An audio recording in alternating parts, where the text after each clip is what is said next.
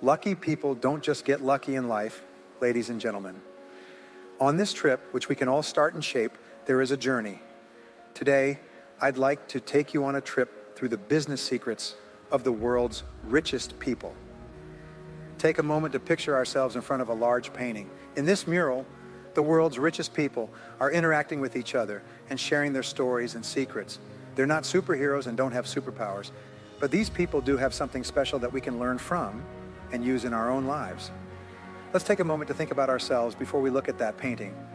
Let's ask ourselves, what do I want out of life? How am I going to get it? Success doesn't come from daydreaming. It comes from being patient, persistent, and always learning. We're now going to enter the world of the successful and look into the secrets they've been keeping for a long time. Each of these secrets opens a new door, giving us a chance to grow and thrive. Come with me as we learn the secrets to success. I promise that when you leave this room, you'll have memories and a strong desire to make a difference in your life and the lives of those around you. Success is like a river that never stops. You can only find it by following the steps of those who have been here before you. My friend, I want to take you on an epic trip to the top of the tallest mountain. Success is like a mountain. It stands tall and mysterious, but the golden light at its peak opens up a world of options. Have you ever thought about how some people reach the top of that mountain while others stay stuck in the fog of average? What hidden treasures and secrets does this mountain hide that only a few brave people can find? Today, I'm going to reveal the secrets of that peak, the secrets of those who have reached the top and changed the course of history forever. However, before I tell you these secrets, I want to encourage you to consider the idea that you all have the power to climb that peak and achieve the success you desire. Are you ready to start? Do you want to be successful? Are you ready to keep an open mind? Follow your interest and let inspiration lead you? If the answer is a strong yes, I promise you that this journey will change you. Get ready, because we're going to look into the keys to success and learn how to use them ourselves. Allow us to begin. The best way to predict the future is to create it, reads a beautiful line I just read. This means having a vision. Whether your dream is in the sky or the air, you need to build a base for it. Men and women who rise from poverty and darkness to fame and honor are always people who have a vision of what they could be, have, and do much better than what they are. Everyone has had a time when they were young and wished they could grow up and have their own cars. As we grew up, we dreamed of having our own houses and families. We also have the chance to travel and see Europe as we get older. We made all of our dreams come true. It's great that we usually manage to reach our goals. What's wrong is that we have too few goals. We don't get excited or enthusiastic about them even when we reach them. Instead of focusing on the things you need to do, picture big goals. That's the important thing. Make sure you know exactly what you want to happen. One of the keys to peak success is to do this. People who work at their best are focused on getting results. Losers and their artists tend to be interested in doing things. They put in a lot of work on task orientation. There are times when they work very hard and longer than you, but they lose sight of the end goal. They understand why the strategic thinker said it was the worst thing in the world to do something very well that didn't need to be done at all. A lot of us work very hard to do very quickly things that don't need to be done at all. What results do you expect from me at work? This is a key question. What kinds of things? But what results am I meant to get at work? Why am I on the payroll? Is another important question you can ask yourself. What are you expecting from me now that I'm on the payroll? It is assumed that we will make sales and we're only working when we are doing something that directly helps us reach that goal. Isn't that true? Of course, then why do we do the other things? I'm sure that we do other things because they are fun and easy, not because they are hard and need to be done. If I may say something that wasn't part of the discussion, I think the main reason people fail in life is because it's too easy. We always get what we want in the fastest and easiest way possible. The fastest and easiest way to get somewhere in life is almost always the way to fail. It's short-term relief for long-term pain. It's not what it should be, but what it is for fun and ease today. Finally, near the end of our lives, when it's past due, we have to do what is tough and important. To be successful, you must be willing and able to set clear goals, know exactly what you want, where you're going, and what results are expected of you, and then focus only on those results.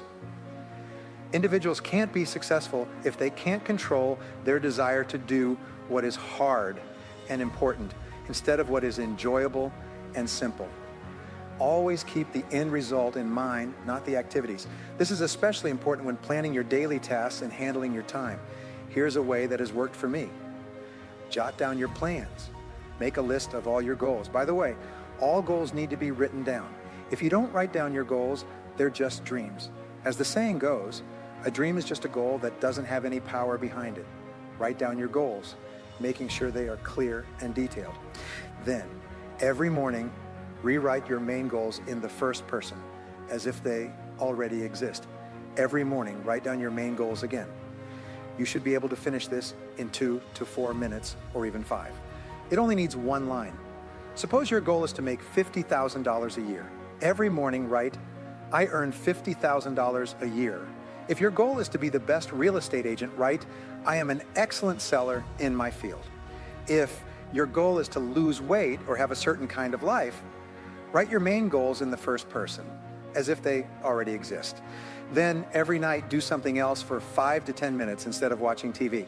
Say, wait a minute, I need to review my progress right before you turn it on. Then look back over what you've done and ask yourself, what did I do well today? What did I do right that brought me closer to my goals? The second question is, what would I do differently if I could live today over again? By the way, those are the 4 steps. Write down and rewrite your goals every morning, look them over at night, and ask yourself, what did I do well? What did I do today that helped me reach my goals? Why would I do something different if I could live that day over? Over the next 30 days, ask yourself those 2 questions. It will help you get more done than in the last 6 months. I've never seen a better way to do this. It's something I learned a while back. Just write down your goals again every morning. Make it clear. We don't set enough goals or goals that are high enough. You can have anything you want. Imagine that you can have anything you want, as long as you can remember it all the time. If you're sure you want something and are ready to pay for it, you can get it. Being clear is important. Make sure you know what you want. Make it clear what you need to do to get it. Be sure of what you want. Be clear when you walk, talk, and act. That's all there is to say about the truth. A lot of people get into trouble by being vague, or if you prefer, by being very careful about what they say. People have already eaten lunch by the time they finally say it. And being clear and straight is a key part of being successful. For the record, for an interesting study they did last year, they asked a lot of women executives, if you had to tell someone something bad about their career that was going to affect their lives, and you've known this for a long time, how would you go about telling them? Each person then explained what they would do. They would pick the right time, start by talking about things they both had in common, shut the door, and block out any other noise. Anyway, they kept going back and forth, each trying to find a roundabout way to get to the point. Then they asked, how would you like to be informed about this same issue? And each of them replied, I would like to be informed directly. I would like someone to tell me the news clearly. Because we know we can handle anything, we all want to be treated fairly. But we think everyone else is too weak to handle it. We move slowly and we don't tell them the news because of this. Also, telling them the news can sometimes make things worse than they need to be. To sum up, be direct, use clear words, and be clear in what you do. Make sure people know where you stand, what you've said, and what you mean. This is very, very important, and you need to practice it. Also, you have to practice all of these habits and traits in order to get better at them. I thought about the idea of greatness for a while and saw something I hadn't seen before, like something had come to the surface of my mind. I noticed that every successful person I had studied had made a promise to be the best at what they did. After making up my mind to be the best at that thing, I started to look around, compare, and talk to people. Almost every month, I talked to tens of thousands of people. It was rare to find a wealthy person who wasn't great at what they did. Being competent and determined to get better at what you're doing are 2 things that you must have in order to be successful. People today are very competitive, so if you're not good at what you do, you won't get far. Unless you win the prize, if you work hard to be the best, you will be successful. You have a lot of other things on your mind, but if you decide to be the best, it will change everything about you. 5 or 10% of the people are the best. Some salespeople make 80% of the sales. and the worst businesses make only 20% of the sales. This is known as the 80/20 rule or the Pareto principle. What's the difference? In this case, the change is the link between 16 and 1. 80% of people in the bottom 20% make 16 times as much as the first 20%. What does it mean that the top 20 are 16 times better than the bottom 80%? They worked 16 times as many hours and went to school 16 times as many years. Are they 16 times more handsome? Are they 16 times anything else? No, but the top 20% of these people make 16 times what the rest of them do. A few years ago, the Prudential Company did a study in which they compared the wages of the thousands of agents they had across the United States. The 80/20 rule told them that 80% of their business was being done by 20% of their agents. That's right, they had everything on the computer. What is the average income of the top 20% compared to the 80%, they asked again.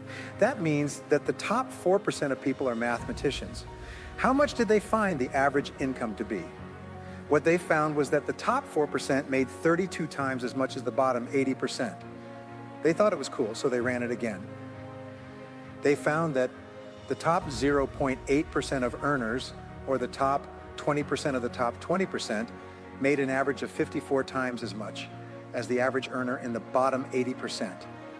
As a result, they discovered that in every state and big city where they had an office with many agents, there was one agent who was selling the same product to the same people at the same price as everyone else. This agent was making 50 times as much as the average adult, even though the economy was bad.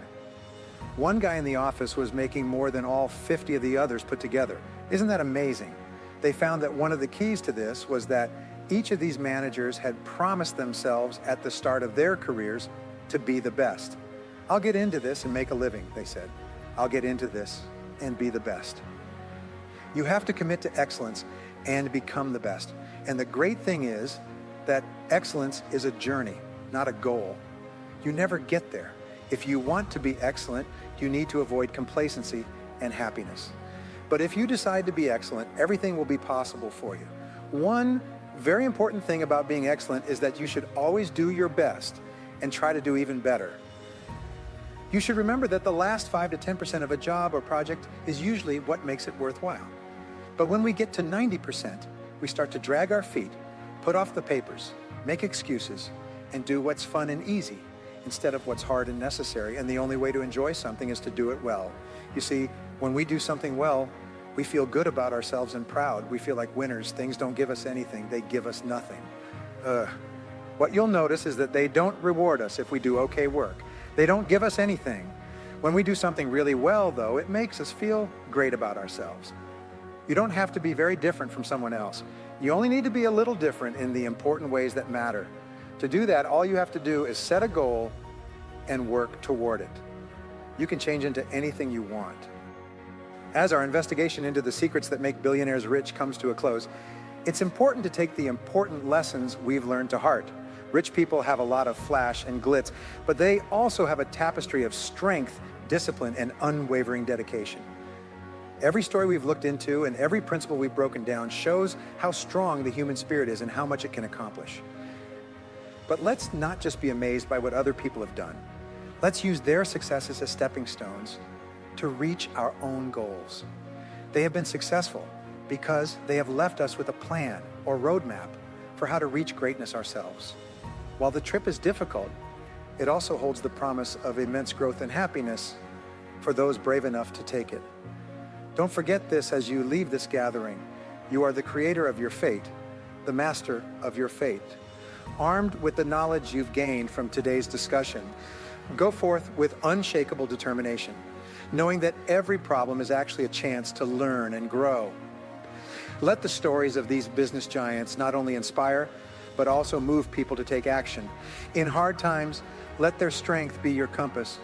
And in your quest for your dreams, let their unwavering commitment to greatness be your guide.